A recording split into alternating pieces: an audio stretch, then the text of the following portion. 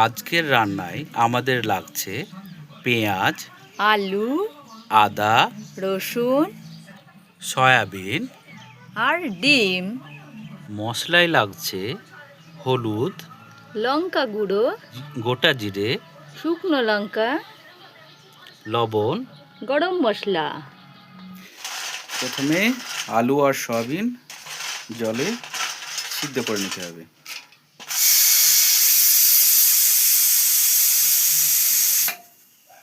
দারুণ সিটি পড়েছে। সিদ্ধ করে নেওয়ার পরে সয়াবিনগুলো এইভাবে টুকরো টুকরো করে নিতে হবে। আমার দীপা মাসি তারাকপুরে মাসি হতে লাকিদি বলে দীপা মাসি সবচেয়ে আলু শুদ্ধটা মাখে খুব সুন্দর, মানে ওর একটা মানে দানা থাকবে না, একবারে মোলায়েম করে মাখে। আর লঙ্কা ভাজবে, পেঁয়াজ ভাজবে, দিয়ে দেয়, খুব সুন্দর লাগে। লাকিদি বলে ওই মাসি মাখে আলু সিদ্ধ। আলু সিদ্ধ মাখলে ওইটাই আছে। হ্যাঁ হ্যাঁ, ওদের পেঁয়াজ দিয়ে, আবার একটা দিনের হলুদ, রসুন, হ্যাঁ রসুনটা কমই দিতাম, হলুদ দিয়ে, হলুদ, হ্যাঁ একটু হলুদ, একটু জিরে ফোড়ন দিয়ে, শুকনো লঙ্কা, তারপরে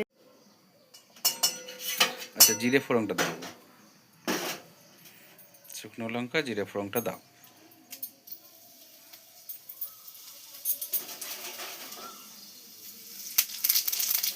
আস্তে বাস বাস, পেঁয়াজ, আদা কুচি, রসুন কুচিটা দিয়ে দাও।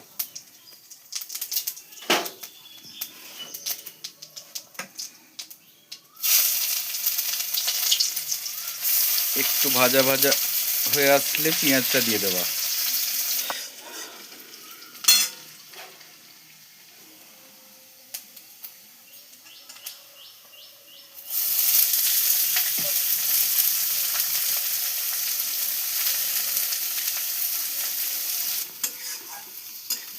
সুন্দর গন্ধ ছেড়ে এসছে, এবার মশলাগুলো দিয়ে দাও।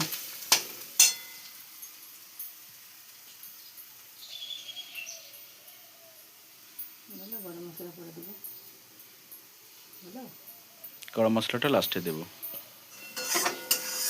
এবার সয়াবিনটা দিয়ে দাও।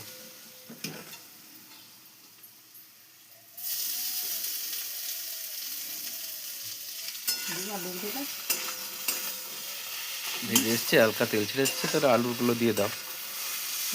আলু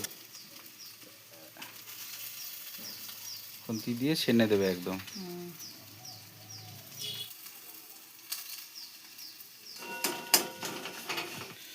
স্বাদ মতো লবণ দাও। এইবার গরম মশলাটা দিয়ে দাও।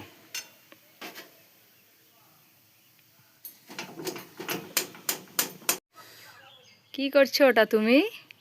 এইভাবে ভালোবাসার শেপ দিচ্ছি। কি সুন্দর লাভ আঁকছে, বাহ! আপনারাও এইভাবে চেষ্টা করুন। সুন্দর শেপ দেওয়া হয়ে গেল। এইবার আমরা ওটার উপরে বিস্কুটের গুঁড়ো চড়াবো।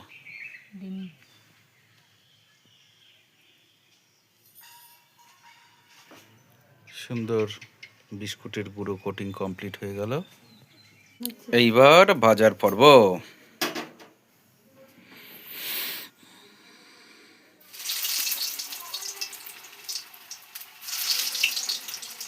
কমিয়ে কমিয়ে ভালো করে ভাজো।